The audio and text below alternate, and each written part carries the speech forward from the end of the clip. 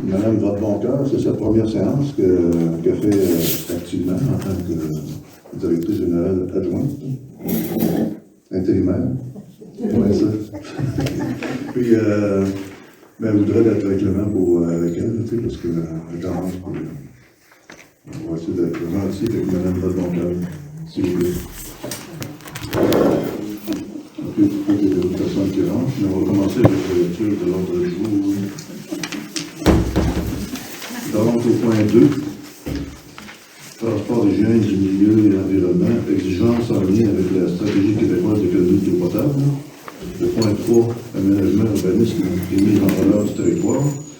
3.1, avis de motion du projet de règlement 2023-399 concernant les usages conditionnels afin de proposer les usages de résidence de tourisme. 3.2, présentation, dispense de lecture et adoption du projet de règlement 2023-399 concernant les usages conditionnels.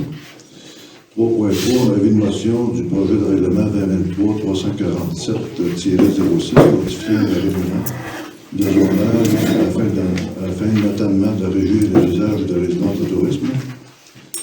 3.4, présentation, dispense de lecture et adoption du projet de règlement 2023-347-06, modifiant le règlement de zonage afin notamment de régir les usages de résidence de tourisme. 3.5, avis de motion du projet de règlement 2023-344-02, modifiant le règlement relatif à l'émission des permis et certificats. 3.6, présentation, dispense de lecture, dépôt du projet de règlement 2023-344-02, modifiant le règlement relatif à l'émission des permis et certificats. Point 4, loisirs et culture, santé et bien-être. 4.1, autorisation de dépôt d'un dossier de candidature, reconnaissance à titre de MRC Amis des enfants. Point 5, période de questions. Et 6, levée de l'Assemblée. Donc, on est où, Mme Votre-Boncoeur, avec...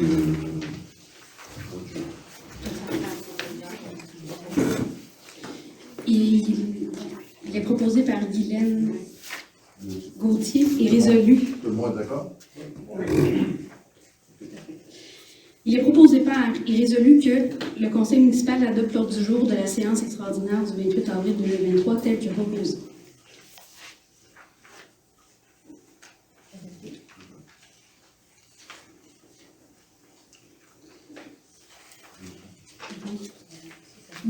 Exigence en lien avec la stratégie québécoise d'économie d'eau potable. Considérant les exigences en lien avec la stratégie municipale d'économie d'eau potable, considérant l'achat de compteurs d'eau par la municipalité, en conséquence, il est proposé et résolu que la municipalité autorise la compagnie Plomberie Solutions à procéder à l'installation de compteurs d'eau au coût de 150 $ par dossier pour des tuyaux qui sont de 1,8 pouces ou 3/4 de pouce. Puis 350 $ par dossier pour les tuyaux de 1,25 pouces à 2 pouces. Taxes en su et frais de déplacement également, tels que décrits dans leur soumission. L'acquisition et l'installation de compteurs d'eau sont admissibles à la TEC 2019-2023 dans la priorité numéro 1. Proposant. Oui. Tout le monde est d'accord? Oui. Merci. Point 3. Aménagement, urbanisme et mise en valeur du territoire. 3.1. Avis de motion est par la présente donnée par qu'à une séance subséquente tenue à un jour ultérieur, un règlement numéro 2023-399 considérant les usages conditionnels afin de régir et encadrer les usages de résidence du tourisme sera adopté. J'ai besoin d'un lanceur.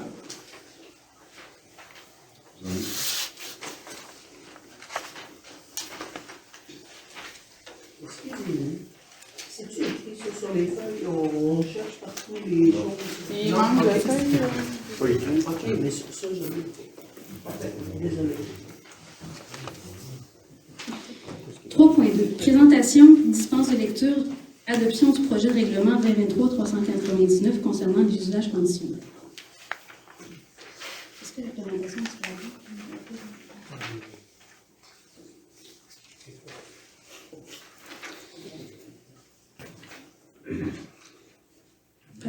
Attendu qu'une copie du premier projet de règlement ait été remise aux membres du Conseil dans les délais prévus avant la présente séance, il est préposé et résolu d'adopter le premier projet de règlement V23-399 concernant les usages conditionnels. On va pour la présentation.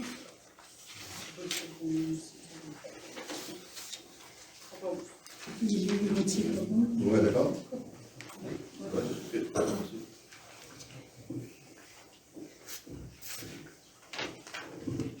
C'est Martin qui va présenter le projet.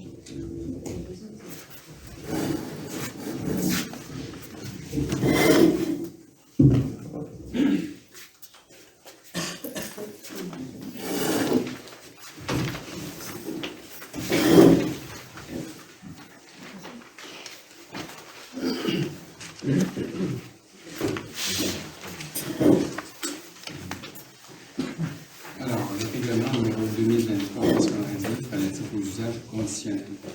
Alors, essentiellement, la municipalité ne dispose pas de tel règlement présentement en vigueur. Alors, dans le cadre de ce règlement, on vient jeter les bases d'un règlement relatif à des usages conditionnels.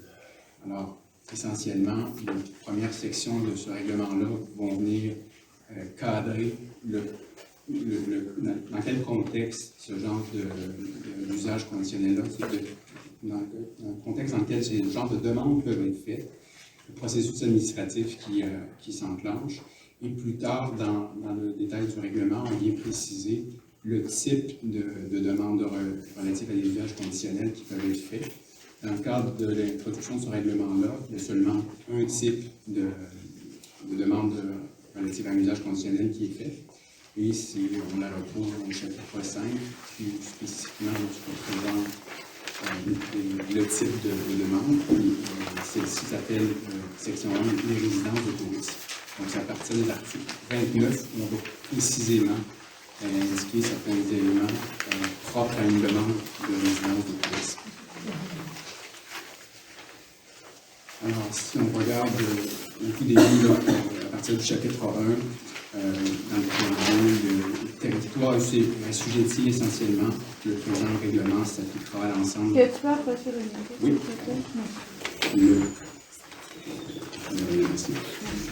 Donc, le présent règlement va s'appliquer à l'ensemble du territoire de la municipalité. L'objet, si on en fait la lecture brièvement, le présent règlement vise à autoriser, malgré le règlement de zonage en vigueur, certains usages dans certaines zones, et ce, en considération de critères déterminés au présent règlement. Le présent règlement établit aussi la procédure à suivre afin d'autoriser un usage conditionnel. Alors, autrement dit, ce règlement-là va permettre certains usages dans des zones où le règlement de zonage actuellement ne permettrait pas, actuellement ou dans le futur, suite à des modifications, si on restreint certains usages, ce règlement-là va permettre, grâce à cette procédure-là, de pouvoir obtenir une autorisation conditionnelle. Alors, continuons un peu plus loin dans les procédures administratives. Bien, essentiellement, c'est le fonctionnaire désigné qui sera sollicité pour suivre le processus de réception de la documentation initiale. Ce sera notre inspectrice en bâtiment et l'environnement. Ce qu'on doit comprendre dans le cadre d'une réglementation, c'est le caractère discrétionnaire que l'autorisation qui est accordée de par le conseil municipal. Donc, ultimement, la procédure va suivre son cours. Le comité consultatif en urbanisme va étudier la demande qui va lui être présentée, va faire des recommandations, et ultimement, ça va être présenté au conseil municipal qui, lui, devra accepter ou refuser la demande d'usage conditionnel. S'il l'accepte, ce sera en fonction de certaines conditions qui seront spécifiquement prévues dans la résolution qui sera prise par le conseil. Alors, si on continue à la page, dans l'article 11, on parle des pouvoirs fonctionnaires désignés. Initialement, il y aura les pouvoirs d'émettre des constats d'infraction si le présent règlement n'est pas suivi. Les infractions et peines sont indiquées là. Ça provient du règlement administratif général qui est déjà adopté. C'est un rappel qui en est fait.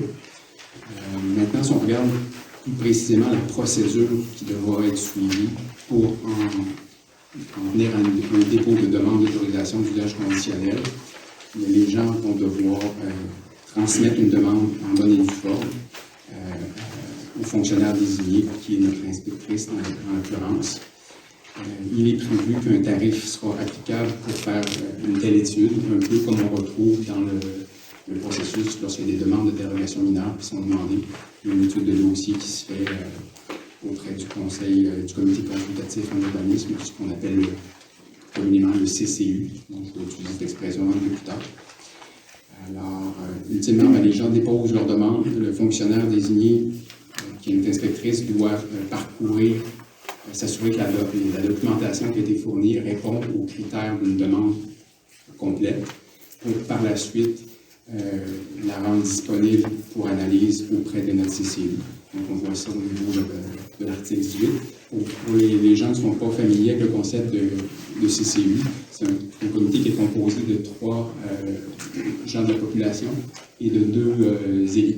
Alors, ces gens-là se rencontrent et puis vont étudier les demandes qui vont leur être déposées. Alors, ultimement, à l'article 19, on vient prévoir l'examen qui est réalisé par les membres du CCU. Il y a possibilité d'obtenir des précisions, faire des visites de terrain, le cas échéant, donc il y a des éléments à obtenir pour apprécier la demande et s'assurer de pouvoir prendre la décision en circonstance. Une fois que le CCU a procédé à son analyse et est prêt à faire à ce moment-là prêt à faire des recommandations au conseil municipal, bien qu'à ce moment-là, il va se trouver à déposer la demande auprès du conseil. Il y a un avis public qui va être obligatoirement émis au moins 15 jours avant la tenue de la séance pour laquelle le conseil va devoir statuer sur la demande d'autorisation d'usage conditionnel. L'examen va se faire évidemment par le conseil municipal à ce moment-là. Il aura le droit, il doit finalement accorder avec ou sans condition ou refuser la demande qui lui sera, la demande d'autorisation d'usage conditionnel qui lui sera présentée. L'acceptation se fera par une résolution par laquelle le conseil va accorder la demande.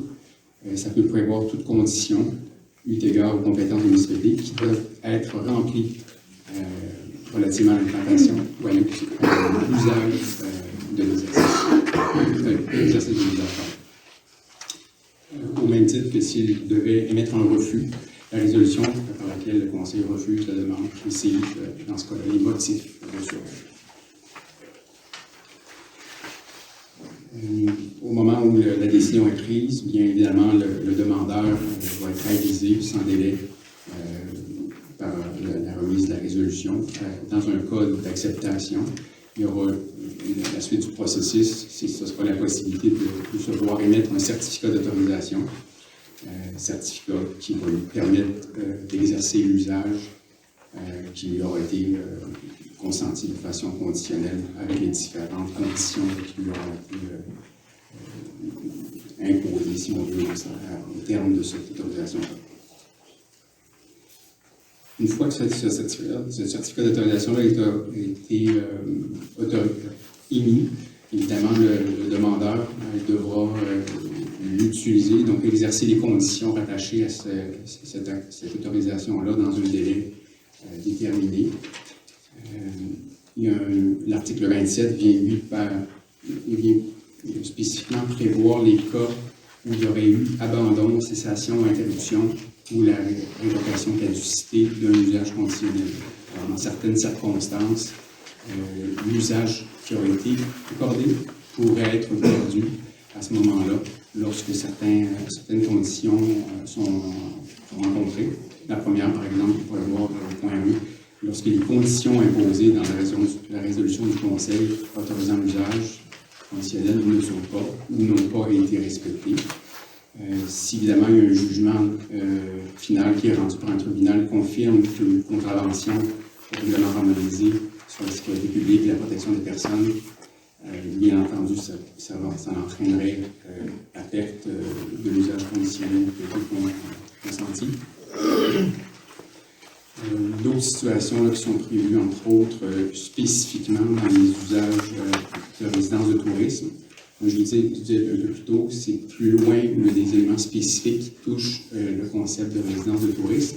Mais ici, dans l'article 27, c'est déjà prévu que certaines conditions d'abandon de cessation ou d'interruption vont viser les résidences de tourisme, entre autres, s'il y a eu suspension ou annulation par le ministre ou communément aussi la Corporation de l'industrie touristique du Québec, la CITQ. C'est l'organisme qui émet les autorisations pour les résidences de tourisme pour avoir un permis d'exploitation. Alors, s'il y a eu annulation ou suspension de cette autorisation-là, évidemment, ça entraînerait l'abandon de la cessation d'usage conditionnel, comme s'il y a non-renouvellement par le demandeur de son enregistrement, évidemment, il y a une perte de l'usage conditionnel. Évidemment, dans toutes ces circonstances-là, s'il y a une perte, annulation ou abandon, le demandeur pourrait procéder ultérieurement à une nouvelle demande pour refaire à ce moment-là le processus de demande d'usage conditionnel. Et puis, il y aura une décision qui serait rendue dans ce dossier. Au chapitre 4, ça vient détailler le contenu de toute demande d'usage conditionnel. Encore là, ici, ça s'adresse à des informations générales qui sont demandées parce qu'il pourrait s'appliquer ces demandes-là pour tout type de demande d'usage conditionnel. Vous verrez plus tard qu'il y a des éléments plus spécifiques qui sont demandés dans le cas d'une demande d'usage conditionnel de résidence de tourisme. Mais essentiellement, c'est 13 types de documents ou renseignements qui sont demandés. C'est souvent très nominatif, comme les noms, la désignation cadastrale, la description détaillée de la nature de l'usage conditionnel qui est projeté, les travaux qui sont requis. On demande une justification écrite du projet en lien avec les objectifs et critères d'évaluation. On va voir un petit peu plus loin, il y a des critères d'évaluation qui vont être étudiés par le comité consultatif en urbanisme. Donc, évidemment, le demandeur devra faire une forme de plaidoyer dans le cadre du projet qui compte déposer. Comme je vous disais, on a quand même plusieurs éléments, mais il y a d'autres que je peux nommer, entre autres un plan d'aménagement extérieur qui localise les propriétés voisines, des documents, d'autres documents nécessaires à la bonne compréhension de la demande de l'usage conditionnel. On va demander aussi une attestation d'un membre d'un autre professionnel compétent en la matière qui pourra, à ce moment-là, confirmer que l'installation septique est apte à desservir le nouvel usage. Parce qu'évidemment, dans ces circonstances-là, souvent, c'est soit un changement d'usage qui est demandé. Si c'est une nouvelle construction, souvent, ça va aller de soi parce que lors de la demande du permis de construction, les études vont être faites en conséquence pour voir la propriété du bon système d'installation septique. Bien entendu, le montant des frais exigibles seront requis au moment de déposer la demande. Maintenant, si on regarde plus spécifiquement ce qui concerne, dans le cadre d'une demande d'usage conditionnel pour les résidents de tourisme, alors, qui est précisé d'emblée à l'article 29, je vais en faire la lecture, c'est les objectifs généraux lors de l'analyse d'une demande d'usage conditionnel pour l'usage d'une résidence de tourisme. On en a établi 3 objectifs généraux. C'est en sorte d'optimiser le potentiel touristique et économique du territoire, et ce, en s'assurant de respecter le cadre de vie actuel et en assurant une offre diversifiée tout au long de l'année. Vous savez, avec le projet de parc qui va être développé ici au sein de la municipalité, c'est sûr qu'on veut faire en quelque sorte que la municipalité soit un pôle touristique intéressant. Donc, on sait très bien qu'on doit aussi avoir des conditions gagnantes pour avoir la possibilité essentiellement héberger des gens qui pourraient vouloir se déplacer. Donc, c'est un des objectifs de continuer de permettre les résidences de tourisme dans la région. Ensuite, on dit éviter que l'usage de résidences de tourisme s'implante dans les milieux où il serait incompatible avec l'environnement, entre autres préservation de la biodiversité et le cadre bâti déjà existant. Et enfin, encadrer ce type d'usage afin de limiter les impacts négatifs et les nuisances pouvant être reliées à sa présence. À l'article 30, on vient prévoir les zones où pourront être autorisés les usages conditionnels de ce type. Essentiellement, ce sont toutes les zones où les résidences de tourisme sont actuellement possibles en vertu des règlements de zonage actuels, avant les modifications proposées. Alors, on vise à ce moment-là toutes les mêmes régions, toutes les mêmes zones où c'était déjà permis auparavant. Maintenant, si on parle des éléments plus spécifiques d'une demande d'autorisation dans le cadre d'un usage de résidence de tourisme, il y a des informations additionnelles qui vont être demandées plus spécifiques à ce type d'usage-là. Alors, en ce moment-là, on va demander une description complète de la propriété, photographie intérieur-extérieure, évidemment, pour un bâtiment déjà construit, des plans d'aménagement intérieur, aussi des plans d'aménagement extérieur localisant les propriétés voisines, quels sont les plans d'aménagement extérieur lorsque les aires d'utilisation sont constituées par des espaces de jeu extérieurs, comme des terrasses, jardins, etc. Une description de toutes les caractéristiques de la résidence qui serait offerte en location. C'est un peu le même type d'information qui est demandé par le CITQ lorsque les gens demandent d'enregistrer une résidence de tourisme. Information que l'on n'a pas, nous, comme municipalité, d'emblée lorsque ce genre de demande-là est faite à la CITQ. Donc, on va demander, par exemple, le nombre de chambres à coucher, le nombre maximal de personnes pouvant être hébergées simultanément dans la résidence. Est-ce que les installations, le détail des installations et services qui sont offerts à la clientèle. Comme autre demande d'information, on va demander un engagement écrit à s'enregistrer, que dans le fond, le demandeur s'enregistre conformément à la loi sur le développement du touristique auprès de la CITQ. Un engagement écrit du propriétaire ou de l'exploitant qui va informer la clientèle des dispositions relatives aux nuisances, à la paix et au bon ordre. Un engagement écrit du propriétaire ou de l'exploitant, qu'une personne responsable peut être rejointe par les municipalités en cas de besoin dans un délai de 24 heures. Une copie du modèle de contrat de location qui sera utilisé pour la résidence. Une copie de l'inventaire des règlements de location qui vont être mis en place par l'exploitant. Entre autres, un élément important, surtout dans le contexte des événements qu'on a pu voir à Montréal, dans un bâtiment où il y avait du Airbnb qui se faisait, une copie d'un rapport du service d'incendie de la municipalité à l'effet que la résidence où s'exercera l'usage est conforme en rapport avec les normes en vigueur concernant la sécurité des lieux, l'accessibilité par les services d'urgence et la protection incendie, afin d'assurer, bien entendu, la sécurité des usagers. On va également demander une preuve d'assurance responsabilité civile d'une valeur d'au moins $2 millions. S'il s'agit d'une nouvelle demande suite à une révocation, puisque comme je vous disais tantôt, s'il y a eu révocation pour différentes raisons, comme manquement à certaines conditions, on va demander à ce moment-là des renseignements ou des documents qui démontreront les correctifs nécessaires qui ont été réalisés ou qui le seront pour corriger la situation. Avec tous ces documents-là et informations qui auront été remises à l'inspectrice, à ce moment-là, le dossier pourra être remis au comité consultatif en urbanisme, qui lui devra évaluer la demande en fonction de 34 critères qui vont être à prendre en considération. Alors, si on voit ça à l'article 32. Alors, 34 critères, je ne les énumérerai pas tous, j'en ai énuméré un certain nombre. Évidemment, le premier, que l'exploitant s'engage à s'enregistrer conformément à la loi de l'hébergement touristique. Alors, on comprend que si quelqu'un faisait une demande qui disait non, je ne m'inscrirai pas, il y a probablement de fortes chances que la demande pourrait être refusée parce que, évidemment, c'est une loi provinciale de devoir s'inscrire, donc c'est comme un prérequis lorsqu'on veut obtenir un droit d'usage, mais c'est que les gens vont se conformer à la loi provinciale à bord de la campagne. Ensuite, le fameux rapport de service incendie dont je vous ai parlé tantôt, confirme que la résidence où exerce l'usage est conforme. Les les moyens qui seront pris par le propriétaire ou l'exploitant pour éviter toute nuisance possible pour les propriétés voisines sont raisonnables.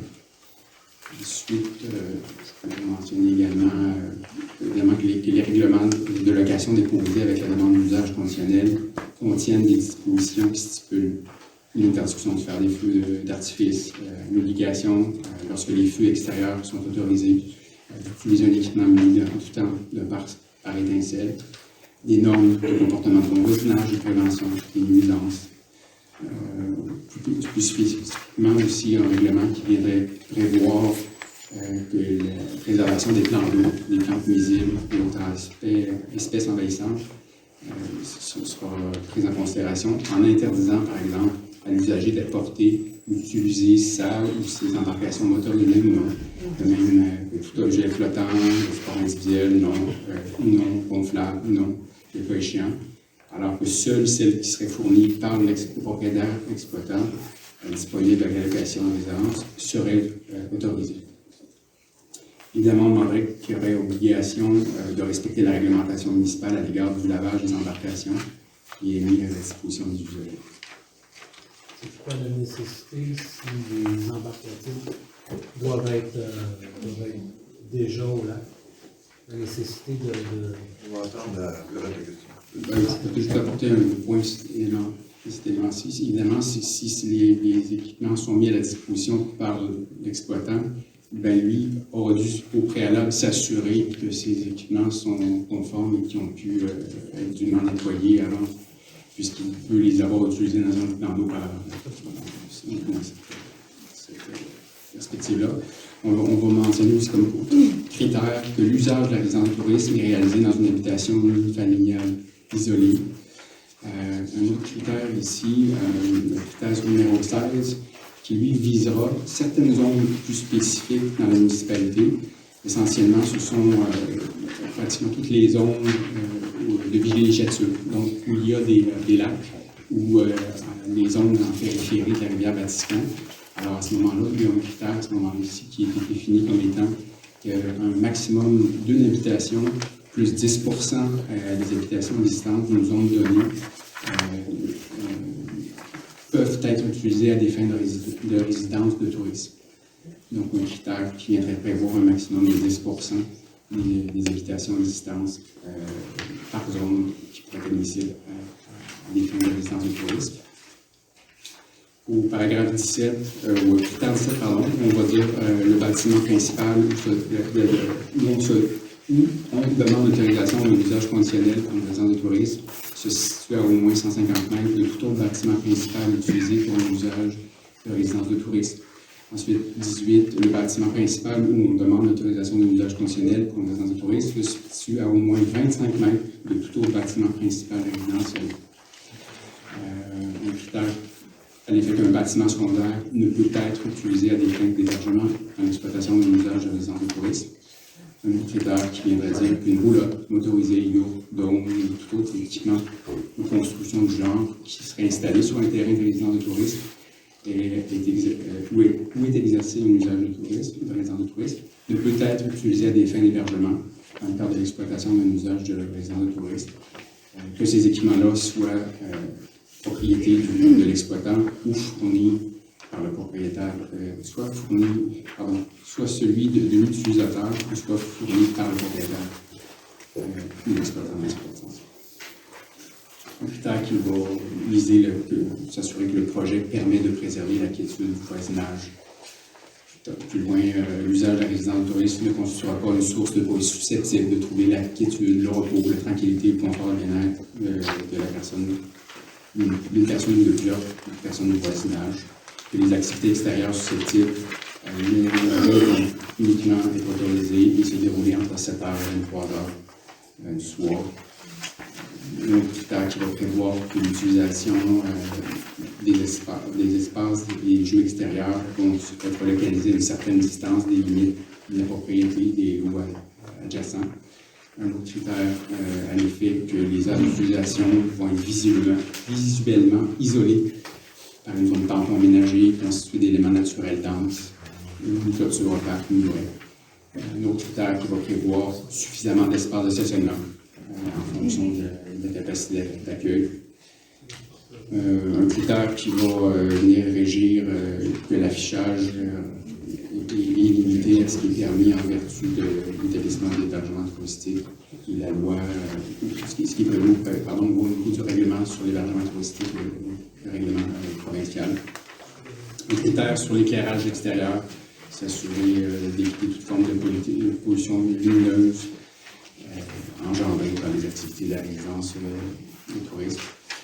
Les critères 32, 33, 34 maintenant, les derniers critères, on va venir aussi, un de ces critères, ce sera le nombre de chambres à coucher respecte la capacité d'installation septique qui dessert le bâtiment, tout comme le nombre total d'usagers pour louer l'immeuble lors d'un même séjour n'excède pas la capacité de l'installation septique desservant le bâtiment, en considérant un ratio de 2 usagers par chambre à coucher. Enfin, un dernier critère, une personne responsable s'assure en tout temps, lorsque l'habitation est louée à court terme, du respect de la réglementation municipale par l'usager et peut être rejoint par la municipalité en cas de besoin dans un délai de 24 heures.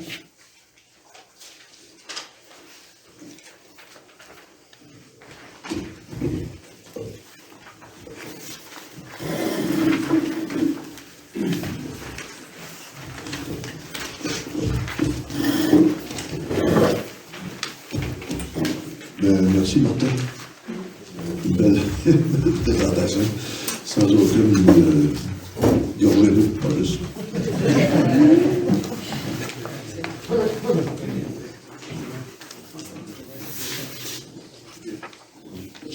Je voudrais juste donner une petite information supplémentaire.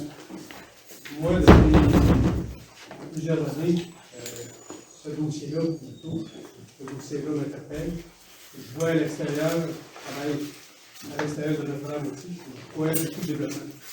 Ce que je vois, c'est qu'il y a du développement qui s'en vient à Notre-Dame. Je vois qu'on doit développer Notre-Dame, qu'on doit développer le tourisme, sauf qu'il fallait mettre une réglementation qui nous permette de le faire de façon à respecter les gens qui sont là. Dans d'autres municipalités, ils ont ou bien mis un pourcentage, tout simplement, il ne faut pas qu'on s'entende. Dans d'autres municipalités, ils ont simplement interdit. Ici, ce qu'on veut permettre, on veut que ça se développe. Par contre, on veut que ça se développe de façon harmonieuse, sans que ça soit en conflit avec les gens qui sont là. C'est un peu de cette façon-là. C'est pour ça qu'on l'appelle conditionnel, dans le sens on le met conditionnel au respect des gens. C'est dans ce sens-là qu'on l'a développé. Comme je vous dis, c'est un projet que j'ai en tête depuis des années. Je suis content que le Conseil a abordé ce dossier-là, qu'on développe de façon à éviter du développement qui se fasse de façon désordonnée, qui fasse qu'à un moment donné, on est là, qu'on a des voisins Airbnb, qu'on n'a aucune capacité de se plaindre, on ne peut rien faire, on doit seulement subir. Là, au moins, on a une réglementation qui permet aux gens d'être respectés dans ce qu'ils font. Ça ne veut pas dire qu'on interdit le fait de développement. On veut qu'il se fasse le développement, mais on veut qu'il se fasse en harmonie avec la population. C'est un peu ça pourquoi on a développé ce projet-là. Est-ce que je peux ajouter quelque chose? Oui. C'est ça, on veut le faire aussi de façon, comme vous savez, Montréal, je donne l'exemple de Montréal, il manque de logements à Montréal énormément. Les gens sont plus capables de se loger parce qu'il y a trop d'Airbnb, puis il y en a aussi qui se font de façon pas correcte non plus. Fait que tous ces logements-là qui deviennent Airbnb, ils ne sont plus disponibles à monsieur, madame, tout le monde, les petites familles qui veulent demeurer là.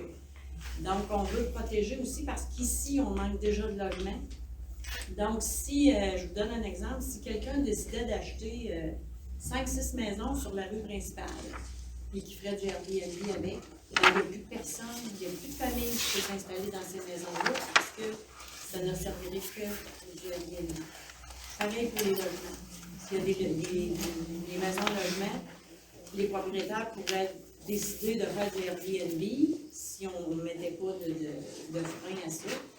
C'est ça. Fait que là, il n'y a plus personne qui pourrait s'y loger, alors qu'on en manque déjà de logements ici à Notre-Dame. Fait que c'est pour ça qu'on veut protéger un peu là, toutes ces choses-là.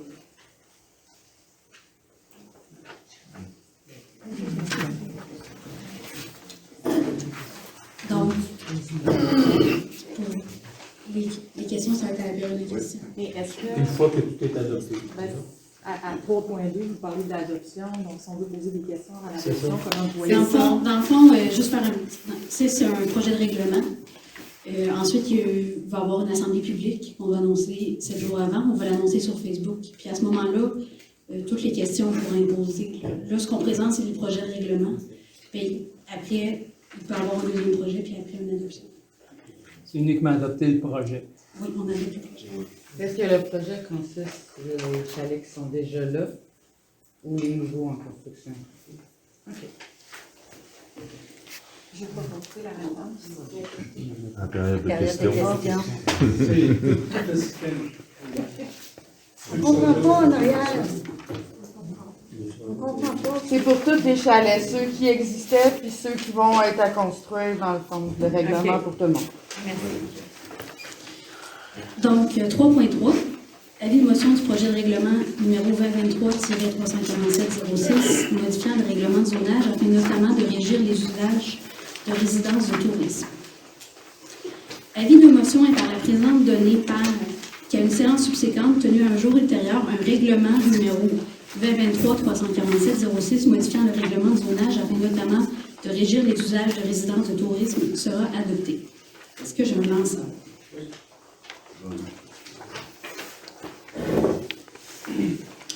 3.4. Présentation, dispense de lecture, adoption du projet de règlement 2023-347-06, modifiant le règlement de zonage afin notamment de régir les usages de résidences de tourisme. Attendu qu'une copie du premier projet de règlement ait été remise aux membres du Conseil dans les délais prévus avant la présente séance, il est préposé et résolu d'adopter le premier projet de règlement 2023-347-06, modifiant le règlement de zonage afin notamment de régir les usages de résidences de tourisme. Un proposant.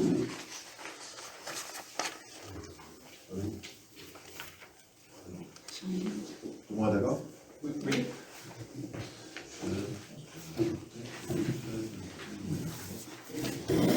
Je vais redonner le micro à Martin pour la présentation.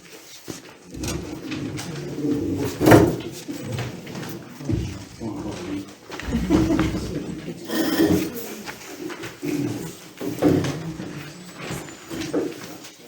Alors, c'est le règlement numéro 2023-347-06, modifiant le règlement de zonage numéro 347, afin notamment de régir les usages de résidences de tourisme. Alors, bien entendu, le concept d'usage conditionnel n'est pas prévu auparavant dans le règlement de zonage numéro 347, donc des modifications doivent être apportées. 9 articles sont proposés dans le cadre de ce règlement-là. Les articles 2, 3 et 4 visent principalement à venir apporter une précision, parce que présentement, dans les grilles de spécification des municipalités, dans le fond, il y a toutes les zones concernées dans la municipalité. Et pour chacune de ces zones-là, il y a différentes grilles de spécification, donc des classes et des sous-classes d'usage qui sont permis pour les différents bâtiments. Donc, évidemment, la plus commune, c'est la classe résidentielle, commerciale et services, industrielle, publique, récréative, agricole, forestière, etc. Donc, présentement, notre règlement de zonage prévoit que l'activité de résidence de tourisme est prévue. Donc, c'est l'usage 58-34, résidence de tourisme, qui est visé dans 3 classes et sous-classes du règlement, soit commercial et services légers et commercial et de services lourds. Et le troisième, c'est récréative douce. Alors, pour les différentes zones où l'usage 58-34 est permis, pour une zone donnée, s'il y a un X qui était prévu dans la zone, vis-à-vis de la catégorie de classe ou de sous-classe, à ce moment-là, auparavant, selon les règles actuelles, s'il y avait un X dans cette catégorie-là, la personne pouvait demander l'usage spécifiquement d'une résidence de tourisme. Alors, le règlement est modifié pour dire essentiellement que malgré l'indication dans le tableau ci-dessous, l'usage 58-34 résidence de tourisme est spécifiquement prohibé dans toutes les zones, sous réserve d'obtenir une autorisation du conseil municipal en vertu du règlement sur les usages conditionnels. Bien entendu, c'est conséquent avec ce qu'on a adopté, ce qui a été proposé comme premier projet. Pour faire un usage de type résident de tourisme, ça prendra à ce moment-là la confirmation d'un usage conditionnel. Alors, c'est l'article 2, 3 et 4 qui vient à ce moment-là prohiber d'emblée dans le règlement du zonage la possibilité de réaliser l'usage de résidence de tourisme. À l'article 5, on vient définir et ajouter l'élément usage d'établissement de résidence principale, parce que depuis le début de cette présentation-là, on parle exclusivement de résidence de tourisme, ce qui exclut spécifiquement les résidences principales du concept de l'obligation d'obtenir un usage conditionnel. Alors, on vient de dire ici que l'usage établissement de résidence principale est spécifiquement autorisé à titre d'usage accessoire à un usage résidentiel dans toutes les zones où l'un ou l'autre des sous-classes d'usage de la classe résidentielle est permise. Donc, présentement, où c'est permis sur le territoire, dans les différentes zones, d'avoir du résidentiel, à ce moment-là, l'exercice de l'usage d'un établissement de résidence principale sera possible dans les circonstances. L'article 6 vient prévoir différentes définitions qui n'étaient pas prévues auparavant dans la terminologie.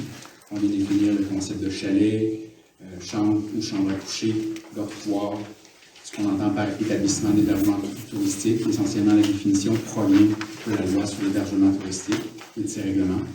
La définition d'établissement de résidence principale, ce que c'est qu'un exploitant d'un établissement d'hébergement touristique, ce qu'on entend par règlement de location, lorsque c'est utilisé comme expression, répondant à location.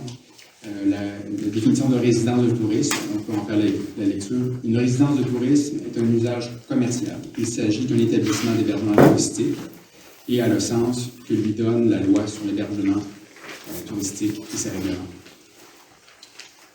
Définition de résidence principale, définition de touriste ou d'usager. Maintenant, l'article 7 vient prévoir les règles d'affichage spécifiquement dans un contexte d'hébergement, d'établissement d'hébergement touristique, mais vise spécifiquement et uniquement les résidences de tourisme. Autrement dit, si c'était une résidence principale qui serait offerte pour le tourisme, il n'y aurait pas d'enseigne qui serait autorisée à ce moment-là. Le dernier article, l'article 8, on vient préciser dans le contexte du concept d'usage dérogatoire qui serait protégé par un droit acquis. On vient dire spécifiquement dans ce contexte-là que le remplacement ou le changement d'usage entraîne la perte des droits acquis à l'exercice de l'usage dérogatoire qui était antérieurement exercé, et ce, sans possibilité d'exercer à nouveau l'usage dérogatoire qui est remplacé.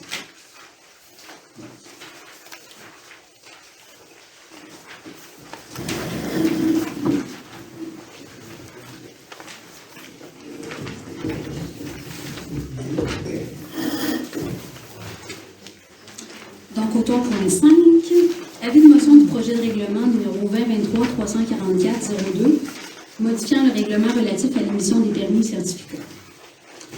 Avis de motion est par la présente donnée qu'à une séance subséquente tenue un jour ultérieur, un règlement numéro 2023-344-02 modifiant le règlement relatif à l'émission des permis et certificats afin notamment de prévoir un permis annuel pour les usages de résidences de tourisme et afin de modifier les tarifs applicables sera adopté.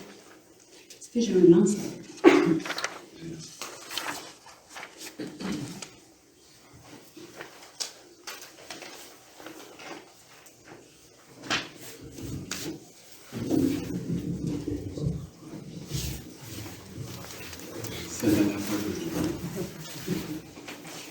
Alors, le règlement numéro 2023-344-02, modifiant le règlement relatif à l'émission des permis et certificats numéro 344, afin notamment de prévoir un permis annuel pour les usages de résidences de tourisme et afin de modifier les tarifs applicables. 8 articles sont proposés L'article 2 vise à l'instauration d'un permis annuel d'exploitation d'un usage conditionnel de résidence de tourisme. Alors, quelqu'un qui aurait déposé une demande d'usage conditionnel, qui se serait vu octroyer l'autorisation, obtient son certificat d'usage, mais, comme on dit, c'est un certificat d'usage. À partir de ce moment-là, par contre, s'il veut exploiter sa résidence de tourisme, il devra se procurer un permis annuel d'exploitation prévu à ce moment-ci dans le règlement sur les permis et les certificats. Donc, ultimement, une fois après avoir reçu son autorisation par résolution, il pourra déposer sa demande auprès de l'inspectrice pour obtenir à ce moment-là son permis d'exploitation de résidence et, bien entendu, en ayant payé aussi le tarif applicable. Les conditions pour l'émission d'un permis annuel d'exploitation, bien entendu, la personne devra confirmer qu'il dispose d'une confirmation d'enregistrement d'un établissement touristique conformément à la loi de l'hébergement touristique et ses règlements, donc le fameux enregistrement auprès de la CITQ. Dans quelles circonstances un permis annuel d'un usage conditionnel peut être révoqué? Bien entendu, dans le contexte où les conditions exigées pour la délivrance ne seraient pas ou plus respectées. Si un jugement final rendu par un tribunal confirme que la contravention au règlement harmonisé de la sécurité publique et la protection des personnes et des propriétés en vigueur a été commise par le propriétaire, l'exploitant ou un occupant, en cas de suspension ou d'annulation par le ministre, donc une circonstance par la CITQ, si il y a suspension de son enregistrement en vertu de la loi sur l'hébergement touristique, ou si l'individu n'a pas renouvelé son enregistrement, automatiquement son permis lui serait révoqué. Dans tous les cas, une nouvelle demande peut être déposée une fois que les conditions auront été remplies. L'article 3, on vient prévoir, dans le cas spécifique, où donc on vient prévoir un permis annuel d'exploitation pour un bâtiment dont un usage de résidence de tourisme dérogatoire. Donc, quelqu'un qui exploiterait une résidence de tourisme avant l'adoption de la présente réglementation serait à ce moment-là considéré comme une résidence dérogatoire dans les circonstances, donc dont l'exploitation a débuté avant l'entrée en vigueur du règlement, serait tout de même tenu d'obtenir une licence, un permis annuel d'exploitation pour pouvoir exercer son usage. Alors, le permis, il pourra lui être émis dans le cadre d'un respect de certaines conditions, comme entre autres confirmer qu'il détient un enregistrement un enregistrement d'un établissement d'hébergement touristique en vertu de la loi sur l'hébergement touristique, qu'il paie bien entendu la tarification demandée.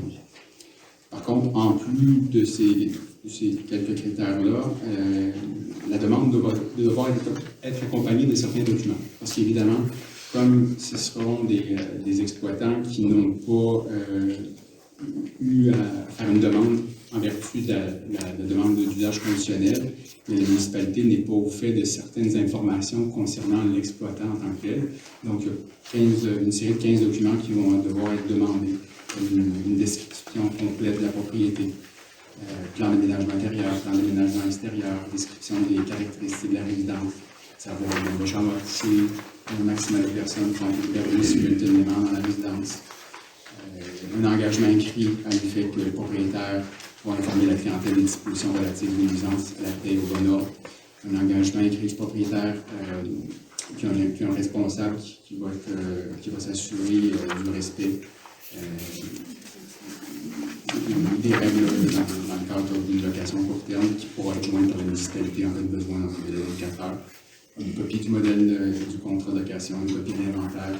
Alors, ce sont 16 documents qui vont être demandés et qui devront être fournis pour qu'ultimement le permis lui soit émis. En plus de cela, il y a certaines autres conditions qui devront être rencontrées pour que l'émission du permis annuel soit émise au demandeur. Donc, en plus du paiement total du tarif, la confirmation d'enregistrement dont on parlait plus tard, on dit les conditions suivantes doivent également être satisfaites pour que le fonctionnaire délivre le permis annuel. Alors, dans ces 22 conditions-là, ce sont essentiellement des critères d'évaluation qui avaient été, dont on a discuté tantôt dans le cadre d'une demande d'usage conditionnel. Donc, ces 22 critères-là sont des critères qui nécessairement peuvent être rencontrés par l'exploitant, à savoir, ça ne peut pas être un critère comme dire qu'il est à une distance de 150 mètres, par exemple, d'un autre exploitant d'une résidence de tourisme. Il a le droit de l'exploiter en vertu d'un droit acquis, par exemple, si le droit acquis est soulevé par le demandeur et qu'il est validé. À ce moment-là, cet individu, on ne peut pas lui exiger qu'il soit à 150 mètres de notre propriété. Alors, ce critère-là ne se retrouve pas dans les conditions qui sont demandées, mais on retrouve certaines comme le service d'incendie de la municipalité, donc en rapport au service d'incendie, comme quoi que la sécurité des usagers va être respectée. Une démonstration que les règlements de location sont affichés bien en haut de la résidence, que le propriétaire exploitant une assurance responsabilité. Alors, c'est essentiellement, vous pouvez vraiment les consulter, mais c'est essentiellement des conditions qui s'inspirent des critères qui sont demandés lorsqu'une analyse est faite d'un usage conditionnel. Sinon, à la page 13, on parle de révocation du permis annuel d'exploitation d'un usage à résidence de tourisme dérogatoire. Alors, bien que la personne, que la propriété pourrait bénéficier d'un usage dérogatoire garanti, finalement, de par le fait qu'il détenait cet usage-là auparavant, bien, il ne pourra pas perdre son usage, mais il pourrait toutefois perdre le permis annuel. Donc, s'il obtient son permis, puis par la suite, que certaines conditions qui ne sont pas respectées, il pourrait à ce moment-là se voir révoquer son permis, conserverait son usage, mais il n'aurait pas le permis pour pouvoir l'exploiter. Alors, les critères de la révocation sont nécessairement du même ordre que précédemment, donc soit les conditions exigées pour la délivrance ne sont pas respectées, que le jugement final rendu par un tribunal qui confirme que contravention au règlement harmonisé de la sécurité publique, qu'il y a eu une suspension, annulation de l'enregistrement auprès de la CITQ, ou qu'il y a eu non-renouvellement de l'enregistrement auprès de la CITQ. À l'article 4, on vient prévoir la création de nouveaux certificats ou nouveaux documents qui pourront être émis par l'inspectrice. Alors ici, c'est le certificat d'autorisation pour l'exercice d'un usage conditionnel autorisé. Donc, essentiellement, c'est que lorsqu'il y a une décision favorable par le conseil où la personne peut se voir émettre un certificat d'autorisation, mais le dit certificat est prévu à ce moment-là dans le règlement avec l'ajout du paragraphe 17. À l'article 5, maintenant, on parle des conditions d'émission des certificats d'autorisation. Essentiellement, on fait référence à l'article 25 du règlement des usages conditionnels qui indique dans quelles circonstances le certificat pourra être émis. L'article 6, on vient prévoir des tarifications pour, entre autres, ce nouveau certificat d'autorisation-là. Alors, essentiellement, c'est une tarification de 50 $ qui va être demandée pour l'émission du certificat. Maintenant, pour ce qui est de la tarification pour l'étude d'une demande d'usage conditionnel et l'obtention d'un permis annuel, les frais d'étude d'une demande d'usage conditionnel seront de l'ordre de 550 $ pour l'étude. Le permis annuel d'exploitation d'un usage conditionnel de résidence de tourisme, donc ceux qui auront obtenu l'usage conditionnel, le permis sera autour de 175 $. Le même montant sera demandé pour un permis annuel d'exploitation d'un usage d'une résidence de tourisme dérogatoire, donc ceux qui avaient déjà un droit auparavant. Et finalement, la dernière tarification ajoutée, c'est lorsque le demandeur veut faire sa demande d'enregistrement auprès de la CITQ, une attestation qui est demandée à la municipalité. Alors, l'attestation de la Corporation d'industrie touristique du Québec, en plus de l'émission d'un avis de conformité, sera tarifiée autour de 50 $.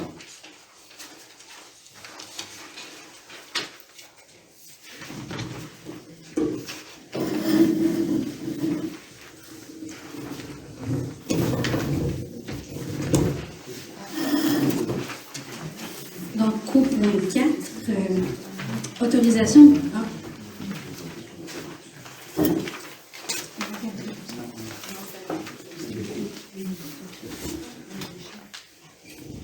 Donc, au point 4, autorisation de dépôt d'un dossier de candidature, reconnaissance à titre de MRC Amis des enfants.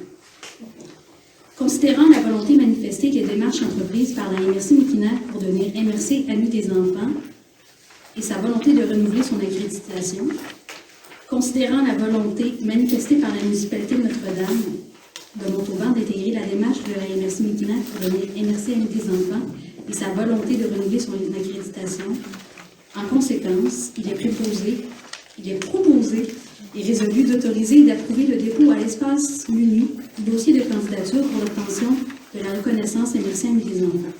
De confirmer que Mme Josée Obon-Salmune, coordonnatrice au loisir, soit le porteur du dossier MAE pour la municipalité de Notre-Dame de Montauban. Que la directrice générale soit autorisée à signer les documents nécessaires à cette fin. Est-ce qu'il y a un proposeur?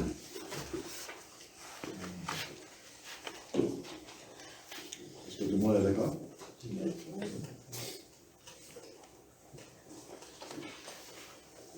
Alors, on est rendu à la période de questions.